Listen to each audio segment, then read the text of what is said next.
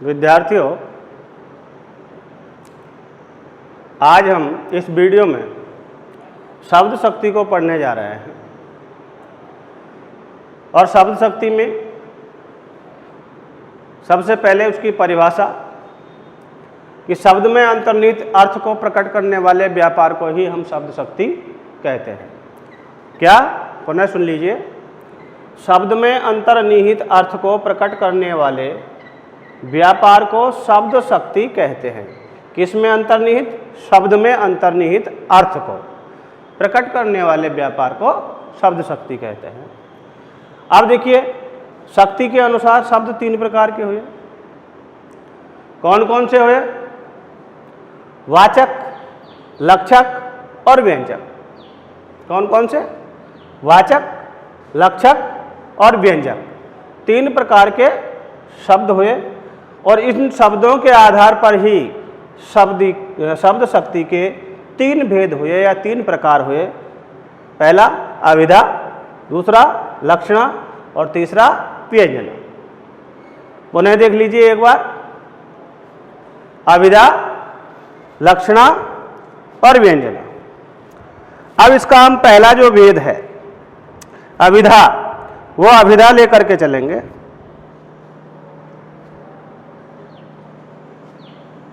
कौन सा भेद लेकर के चलेंगे? अभिधा शब्द शक्ति।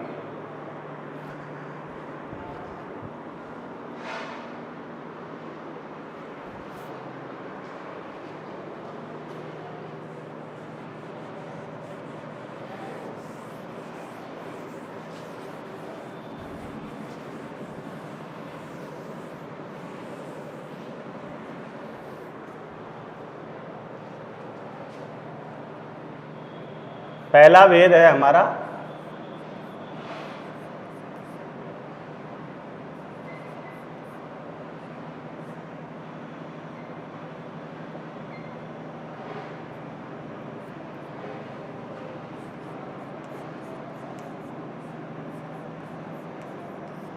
अभिधा शब्द शक्ति। ये लेकर के हम चलेंगे।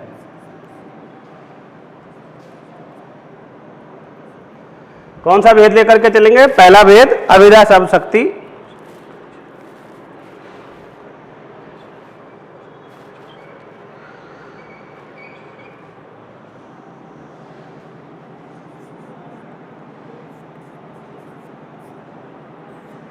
शब्द की जिस शक्ति के कारण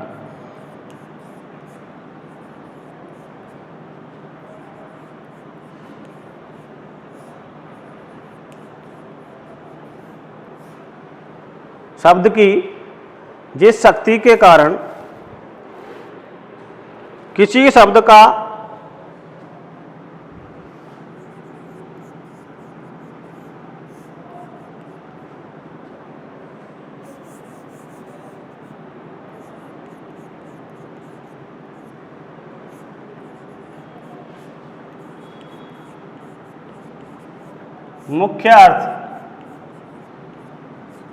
मुख्य अर्थ या मुख्यार्थ, इस तरीके से भी हम इसको बोल सकते हैं। मुख्यार्थ या मुख्य अर्थ समझा जाता है। मुख्य अर्थ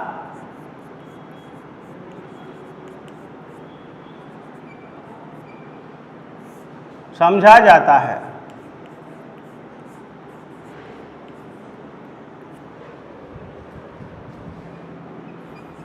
उसे अभिधा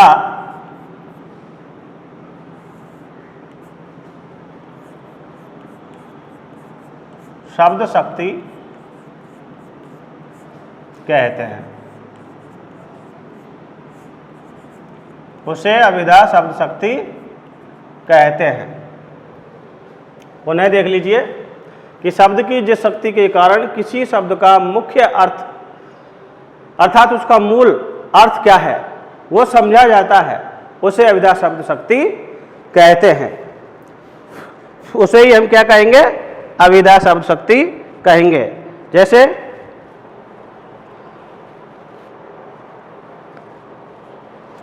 मोती एक नटखट लड़का है।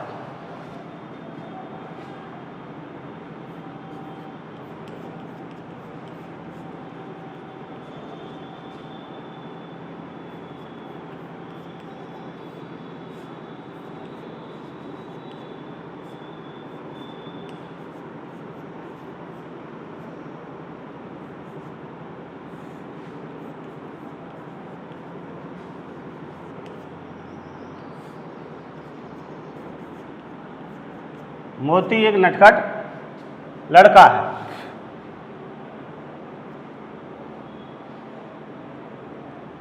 दूसरा लिखेंगे हम,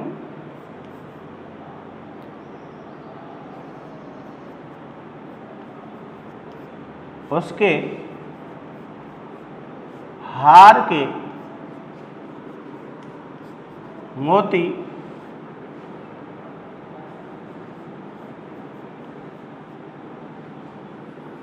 कीमती हैं।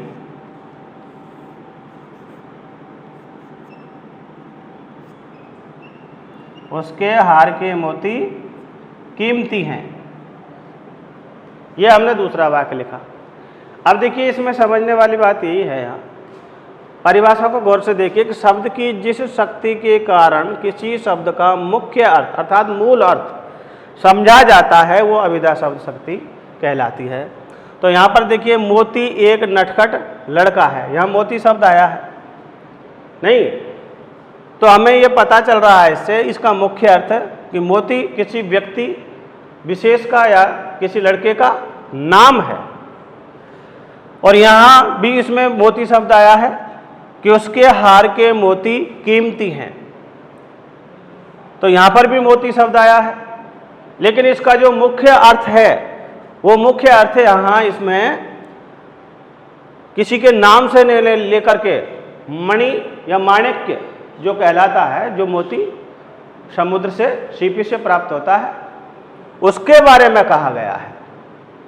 तो यही इसकी शब्द की यही शक्ति शब्द शक्ति कहलाती है, जिससे अभिधा में इसका मुख्य अर्थ हमारे समझ में आता है। मुख्यार्थ जिसे कहते हैं, मुख्यार्थ किसी शब्द का मुख्यार्थ हमारे समझा जाता है, वो शक्ति अभिधा शब्द शक्ति कहलाती है। तो इसे और पुनः एक बार देख लीजिए, यह अभिधा शब्द शक्ति हुई।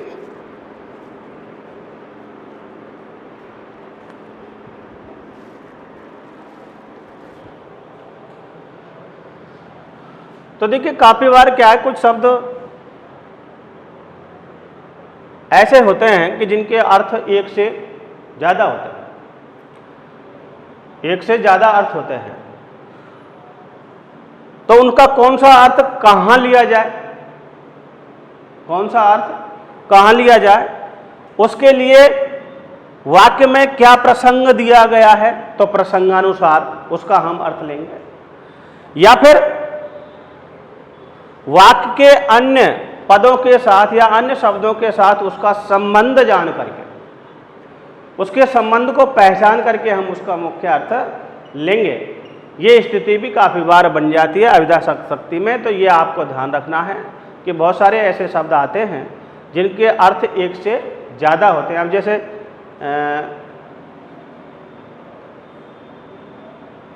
कनक शब्द ही है, कनक शब्द को ही ले लीजिए। कनक शब्द का अर्थ धतूरा भी होता है और कनक अर्थ का शब्द सोना भी होता है। तो कहाँ पर सोना अर्थ लेना है और कहाँ पर धतूरा अर्थ लेना है, इसको हम प्रसंगानुसार या वाक्य में अन्य शब्दों के साथ उसका संबंध जान करके और उसका अर्थ ग्रहण करेंगे। तो ये हुई आपकी अभिधा शब्द शक्ति। अब आती है आपके दूसरा भेद इसका शब्द शक्ति का, लक्षणा शब्द शक्ति।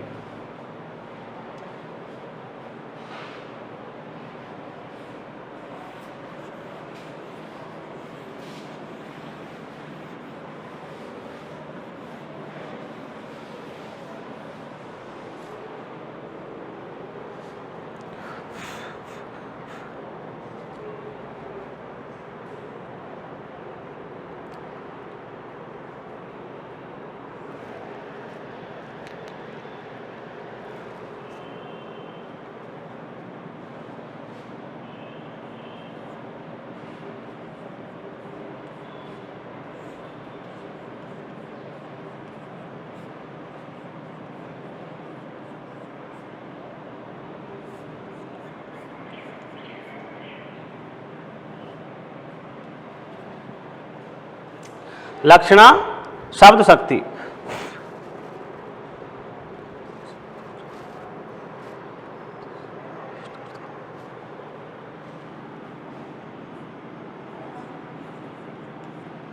जब किसी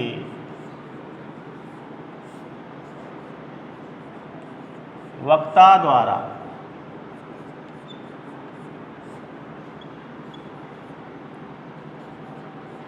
कहे गए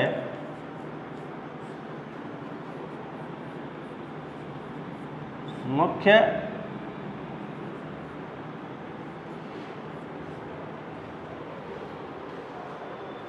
जब किसी वक्ता द्वारा कहे गए मुख्य अर्थ से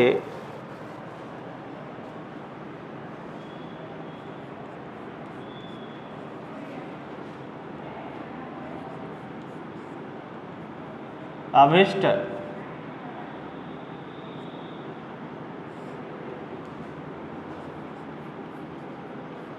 अर्थ ना निकले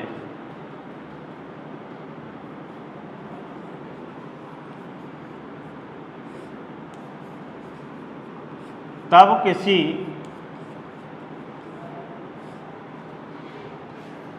रूढ़ि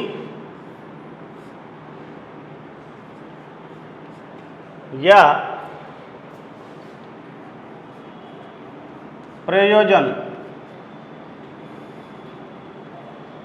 तब किसी रूढ़ि या प्रयोजन के आधार पर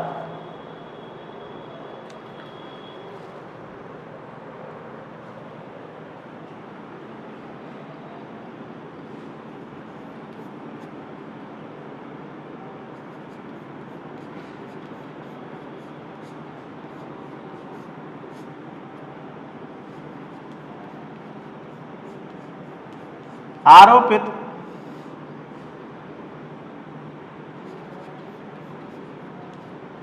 अर्थ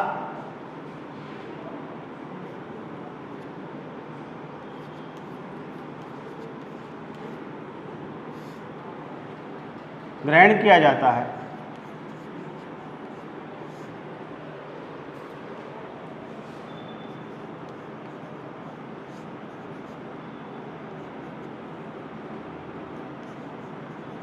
वहाँ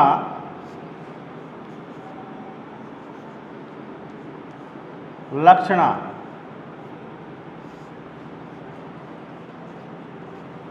शब्द शक्ति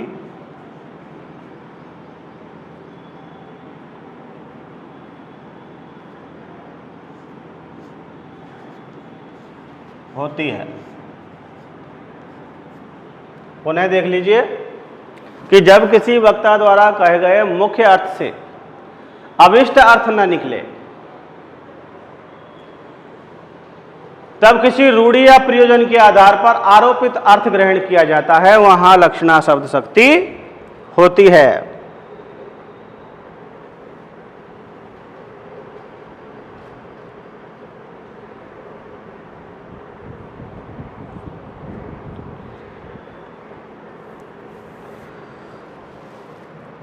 जैसे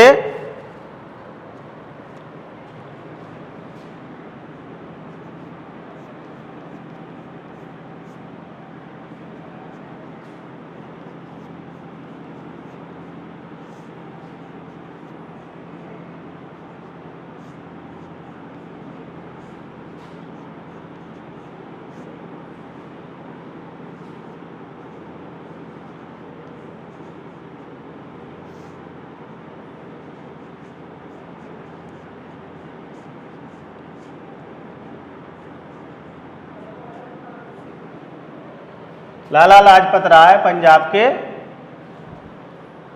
शेर थे। लाला लाजपत राय पंजाब के शेर थे।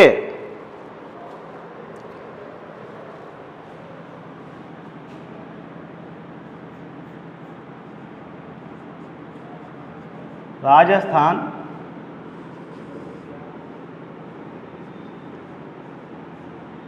जाग उठा।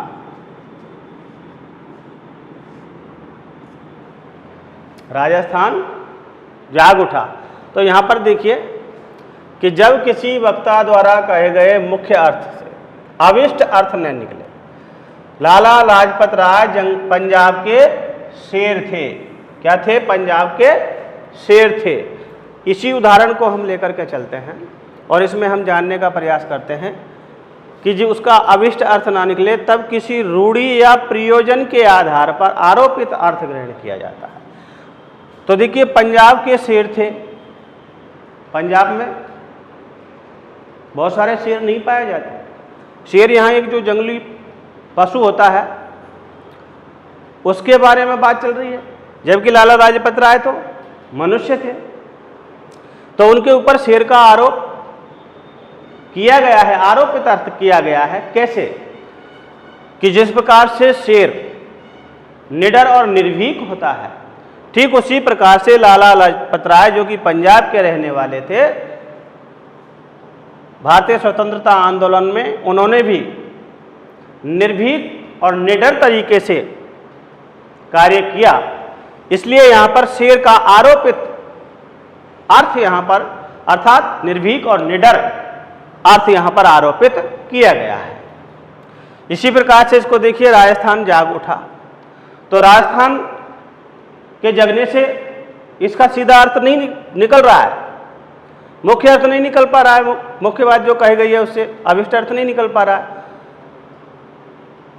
यहां पर राजस्थान के लोगों के जागने से अर्थ ग्रहण किया गया है कि राजस्थान के जो लोग हैं वो अब जाग गए हैं, अर्थात उन्हें अपने कर्तव्यों का बोध हो गया है।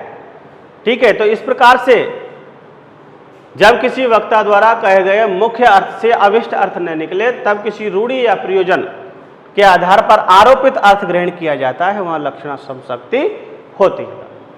तो ये आपके लक्षणा शब्द शक्ति। अब देखिए, लक्षणा जो शब्द शक्ति है, इस लक्षणा शब्द शक्ति के दो भेद होते हैं।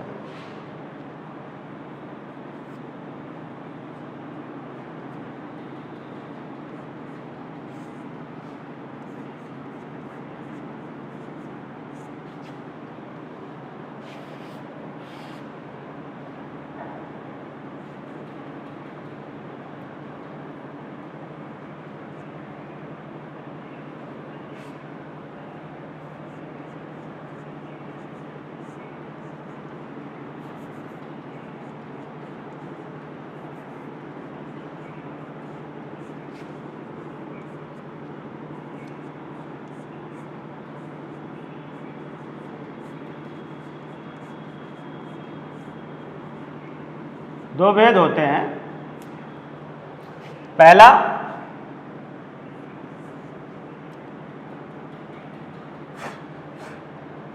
रूढ़ि लक्षण।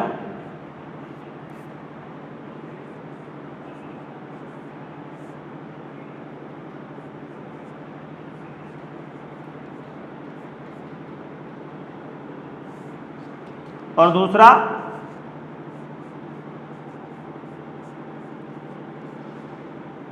प्रयोजनवती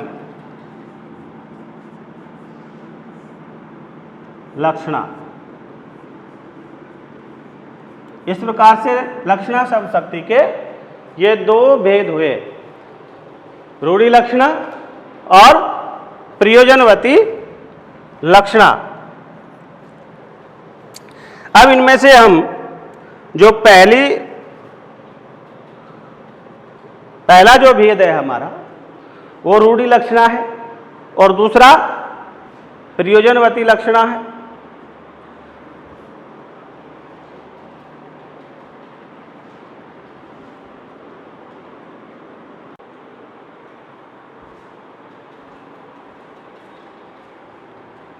अब देखिए, तो लक्षणा जो शब्द शक्ति है उसके दो भेद हुए। पहला रूढ़ि लक्षणा या रूढ़ा लक्षणा, इसको हम कह सकते हैं। रूढ़ा लक्षणा जब किसी काव्य रूढ़ि या परंपरा को आधार बनाकर शब्द का प्रयोग लक्ष्यार्थ में किया जाता है, वहां रूढ़ा लक्षणा शब्द शक्ति होती है। जैसे वह हवा से बातें कर रहा है, वह हवा से बातें कर रहा है। पुनः देख लीजिए एक बार कि जब किसी काव्य रूढ़ी या परंपरा को, कौन सी रूढ़ी? काव्य रूढ़ी या परंपरा को आधार बनाकर शब्द का प्रयोग लक्ष्यार्थ में किया जाता है, वहाँ रूढ़ा लक्षणा शब्द शक्ति होती है। जैसे वह हवा से बातें कर रहा है, तो हवा से बातें करना एक मुहावरा है जो हिंदी में एक रूढ़ी के आधार पर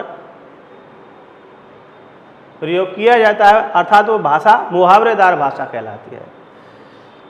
ठीक है, तो वह हवा से बातें कर रहा है, अर्थात हवा से बातें नहीं की जा सकती, लेकिन लक्ष्यार्थ में इसका प्रयोग किया गया है। वो बहुत तेजी से, अर्थात हवा की सी तीव्रता के साथ चल रहा है या कार्य कर रहा है, इसलिए उसके लिए कहा गया है कि वह हवा से बातें कर रहा है।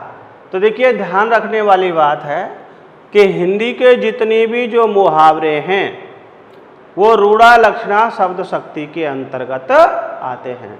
अगर कोई भी वाक्य मुहावरेदार वाक्य है तो उसमें रूढ़ा लक्षणा शब्द शक्ति ही होगी, कोई दूसरी शब्द शक्ति नहीं हो सकती। ये आपको ध्यान रखना है, ध्यान में रखने वाली बात है। अब देखिए प्रयोजनवती लक्षणा, कि जहां मुख्यार्थ किसी प्रयोजन के कारण लक्ष्यार्थ का बोध कराता है, वहां प्रयोजनवती लक्षणा शब्द शक्ति होती है। पुनः देख लीजिए कि जहां मुख्यार्थ किसी प्रयोजन के कारण लक्ष्यार्थ का बोध कराता है, वहां प्रयोजनवती लक्षणा शब्द शक्ति होती है। जैसे लाल पगड़ी आ रही है, वह तो निरी गाय है। तो देखिए, लाल पगड़ी, पगड़ी आती नहीं है, लेकिन हमारे यहाँ जब देश की स्वतंत्रता का आंदोलन चल रहा था, उस समय हमारे यहाँ की जो आज़ाद हिंद फौज थी उसकी पगड़ी लाल रंग की थी, तो उन सभी के लिए संबोधन किया जाता था, वही लाल पगड़ी आ रही है। तो इस प्रकार से उस प्रयोजन को बताने की दृष्टि से के कारण, अर्थात मुख्यार्थ किसी प्रयोजन के कारण लक्ष्यार्थ उनकी ओर लक्ष्य करके कहा गया है, इसलिए यहां पर प्रयोजनवती लक्षणा शब्द शक्ति है। वह तो निरी गाय है। तो देखिए, गाय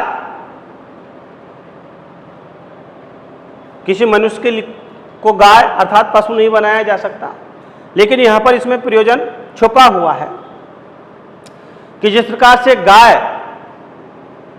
एक शांत जीव होता है जो किसी भी पीड़ा को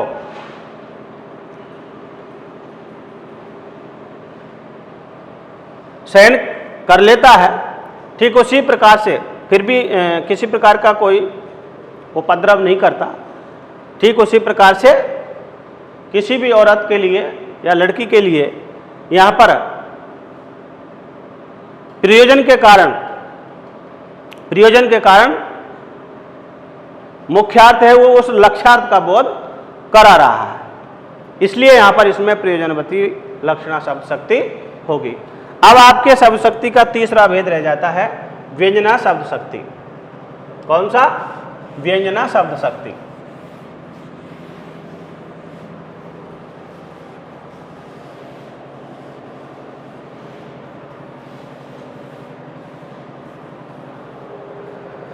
व्यंजना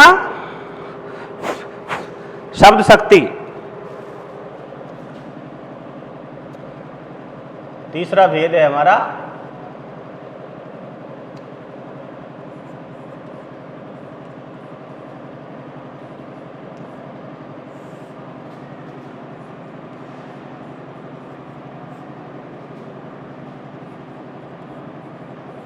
व्यंजना शब्द शक्ति।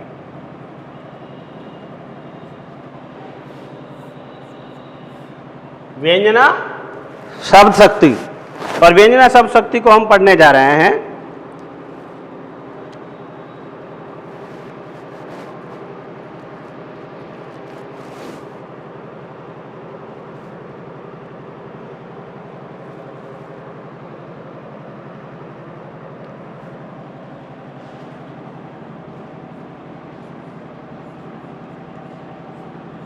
जब किसी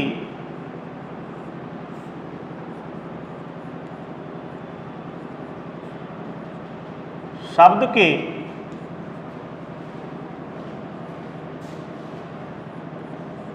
अभिप्रेत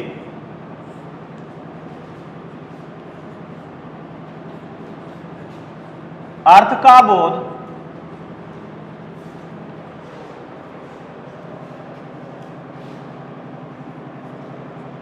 न तो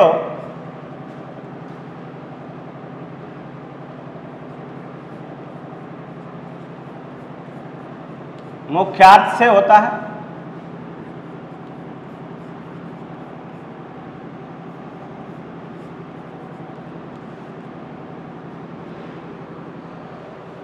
जब किसी शब्द के अभिप्रेत अर्थ का बोध नहीं तो मुख्यार्थ से होता है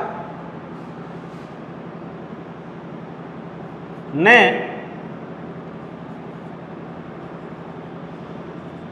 लक्ष्यार्थ से होता है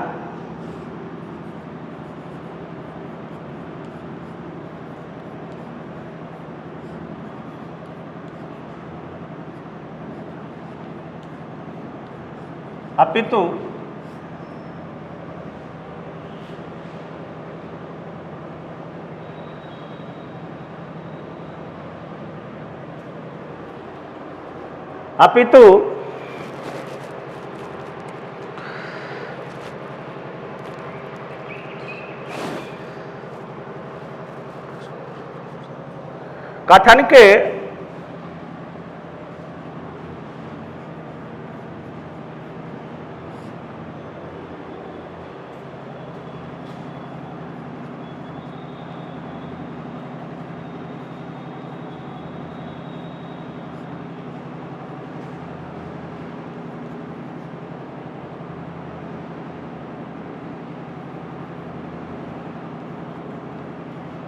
कथन के संदर्भानुसार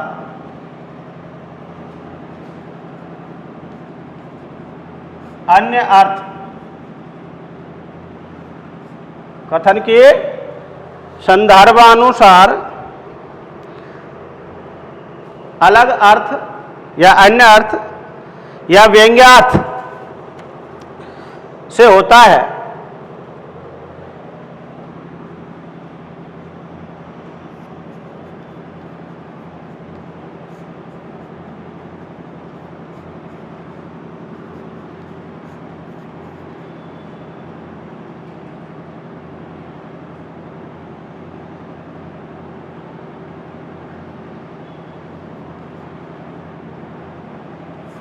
या अपितु संदर्भ अनुसार अन्य अर्थ या व्यंग्यार्थ हाँ व्यंग्यार्थ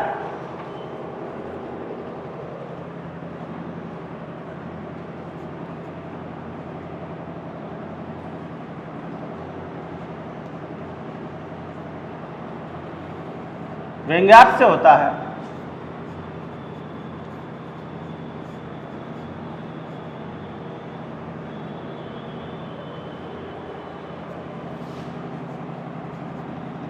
वहाँ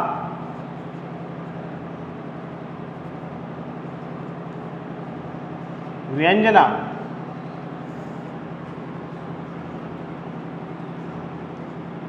शब्द शक्ति होती है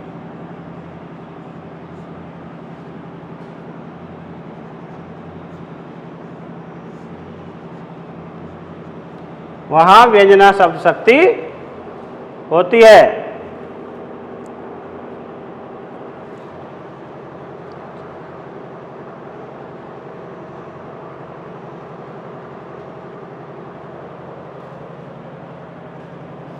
जैसे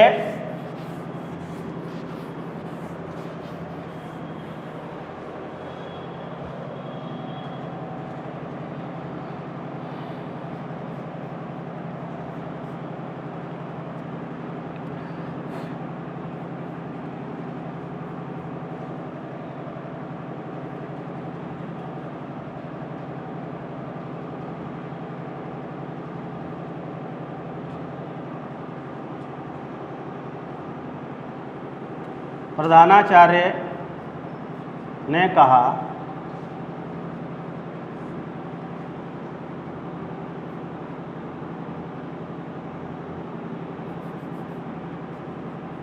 अरे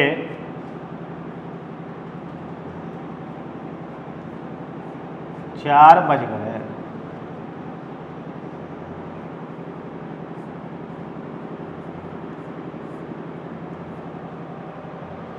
अरे 4 बज गए।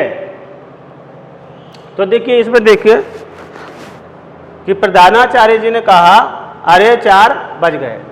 तो देखिए सीधी सी बात है कि किसी भी जो भी शब्द है अर्थात 4 बज गए ये जो शब्द समूह है इसका बोध न तो मुख्यार्थ से ही हो रहा है 4 बज गए, न लक्ष्यार्थ से ही हो रहा है,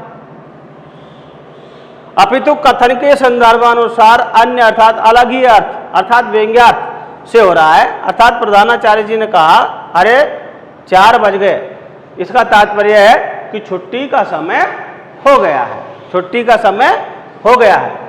तो इस प्रकार की जहाँ परिस्थिति होती है, इस प्रकार की स्थिति होती है कि जहाँ किसी शब्द का अभिप्रेत अर्थ के का बोध न तो मुख्यार्थ से होता है न लक्ष्यार्थ से होता है, अपितु कथन के संदर्भानुसार अन्य अर्थ अर्थात अलग अर्थ या व्यंग्यार्थ से होता है, वहाँ व्यंजना शब्द शक्ति होती है, वहाँ व्यंजना शब्द शक्ति होती है। अब देखिए जो व्यंजना है इस व्यंजना शब्द शक्ति के भी 2 भेद होते हैं।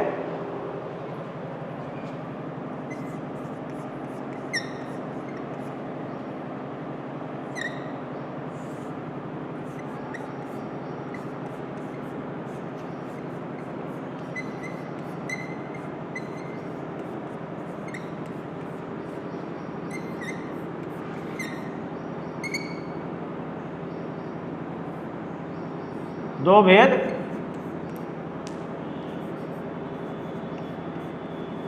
होते हैं।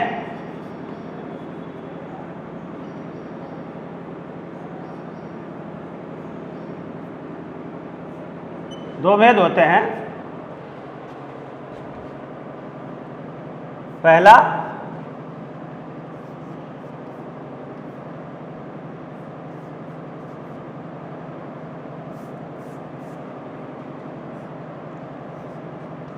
शाब्दी,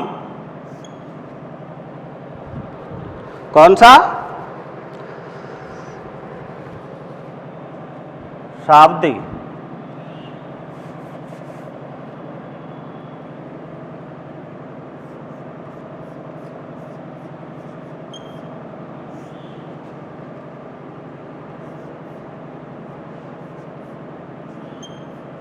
शाब्दी व्यंजना और दूसरा आर्थी। आर्थी व्यंजना, ये 2 भेद होते हैं। अब इसमें से हम शाब्दी जो व्यंजना है वो शाब्दी व्यंजना को लेकर के यहाँ चलेंगे।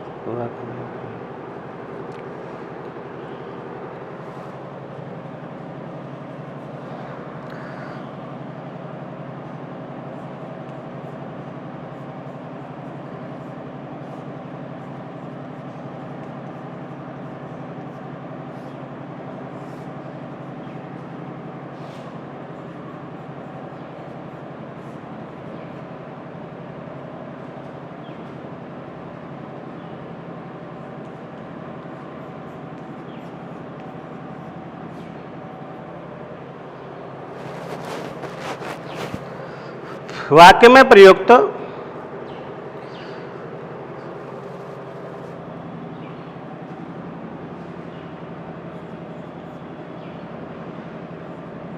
व्यंग्यार्थ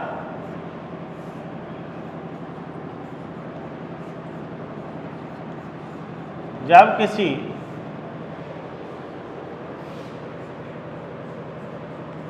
शब्द जब किसी शब्द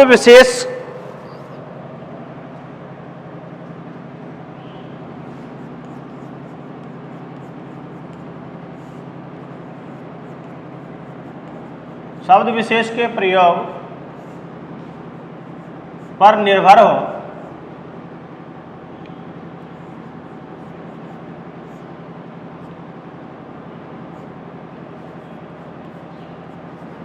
वहाँ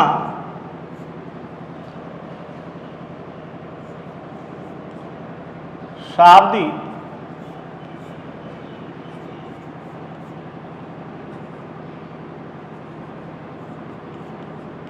व्यंजना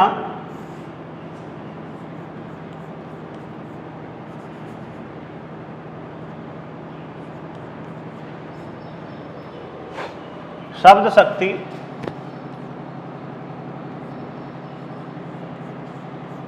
होती है, वहाँ शाब्दी व्यंजना शब्द शक्ति होती है। जैसे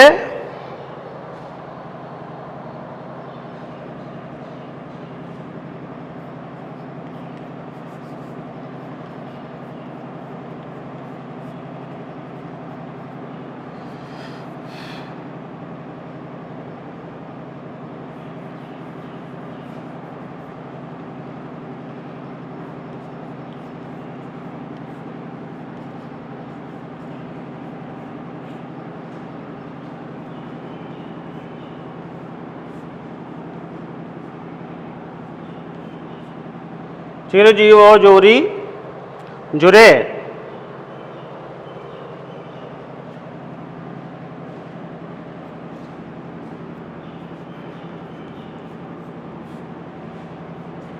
क्यों ने स्नेह है,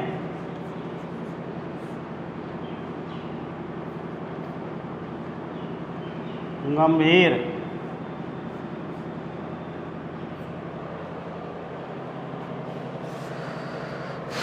को घटिए ब्रसभान जा,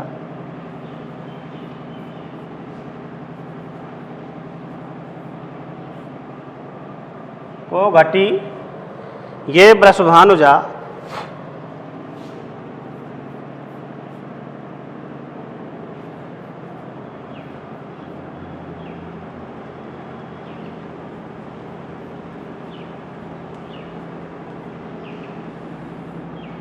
ब्रसभानुजा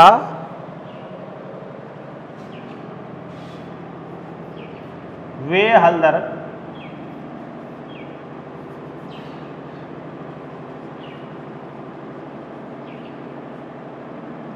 वे हलधर के वीर,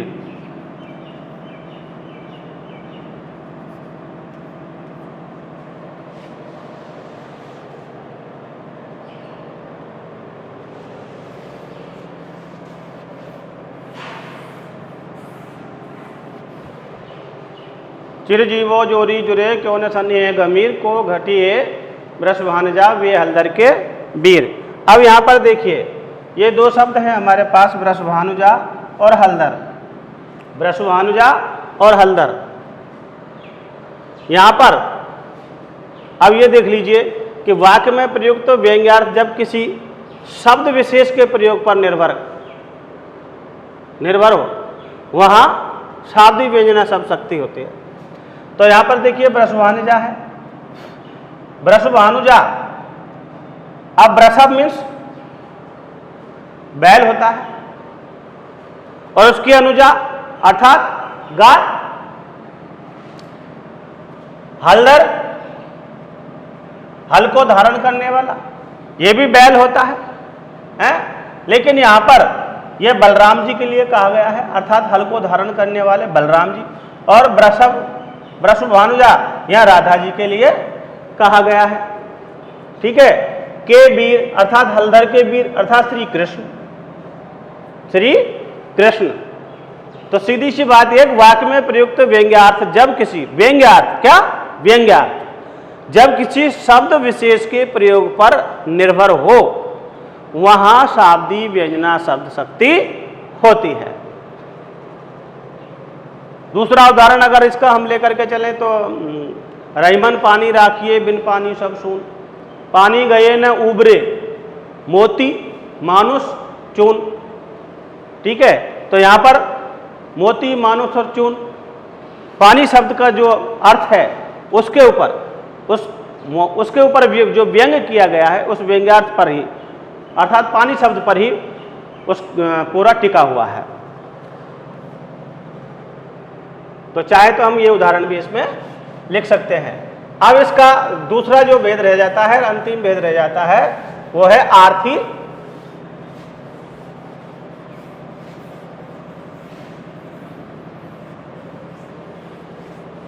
व्यंजना।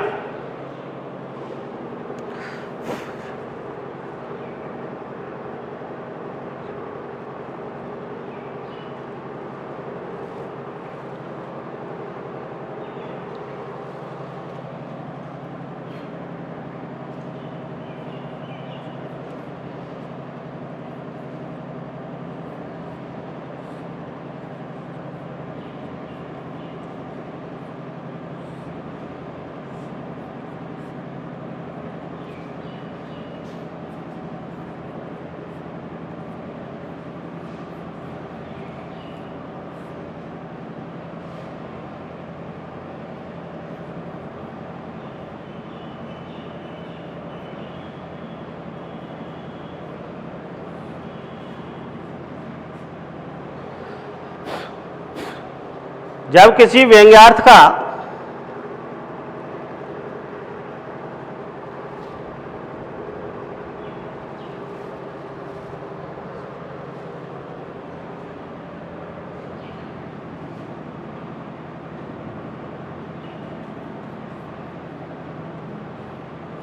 किसी शब्द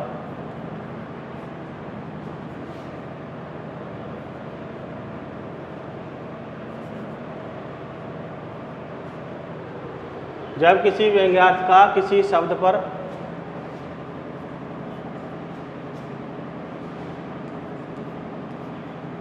निर्भर रहना जरूरी नहीं होता,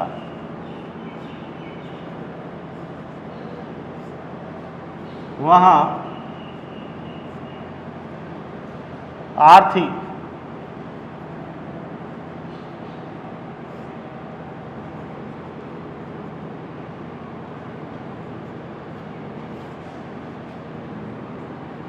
आर्थी व्यंजना शब्द शक्ति होती है। कैसे? जैसे देखिए,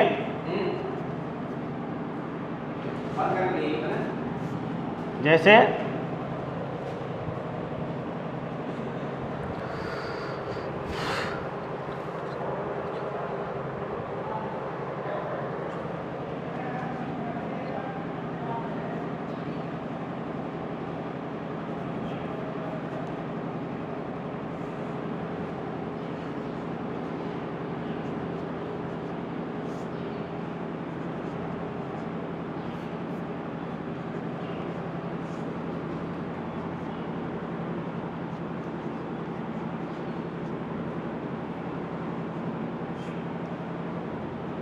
सघन कुंज छाया सुखद शीतल मंद समीर।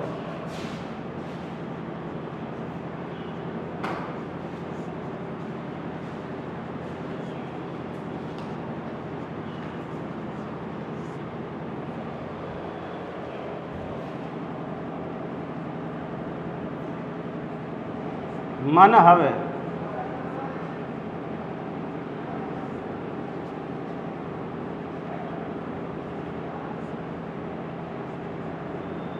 मन हवे जात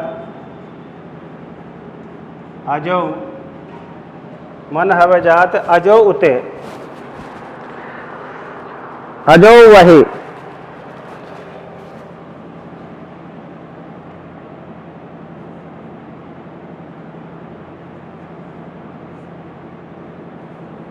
वा यमुना वायमना के तीर। तो देखिए कि जब किसी व्यंग्यार्थ का किसी शब्द पर निर्भर रहना जरूरी नहीं होता, वहाँ आर्थी व्यंजना शब्द शक्ति होती है। तो यहाँ पर देखिए सघन कुंज छाया सुखद शीतल मंद समीर, मन हवे जात अजो वहे वा जमुना के तीर। अर्थात आर्थी व्यंजना शब्द शक्ति बोलने वाले या सुनने वाले, प्रकरण देशकाल या स्वरकंठ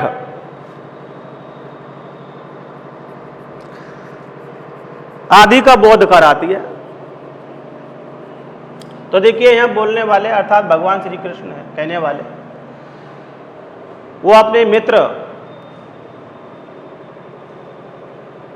उद्धव जी से कहते हैं कि हे उद्धव, यमुना जी की जो सघन कुंजों की छाया थी, सुख देने वाली, समीर वहाँ पर अर्थात वायु वहाँ पर प्रवाहित होती हुई रहती थी, मेरा मन आज भी वहीं उस यमुना के तट पर भ्रमण करना चाहता है, अर्थात वहीं पर रमा हुआ रहता है। तो इस प्रकार की स्थिति यहाँ पर बनी हुई होती है कि जहाँ पर व्यंग्यार्थ का किसी शब्द पर निर्भर रहना जरूरी नहीं होता, वहाँ आर्थी व्यंजना शब्द शक्ति होती है। तो इस प्रकार से ये आपके शब्द शक्ति हैं जो कक्षा 12 में आती हैं। Thank you.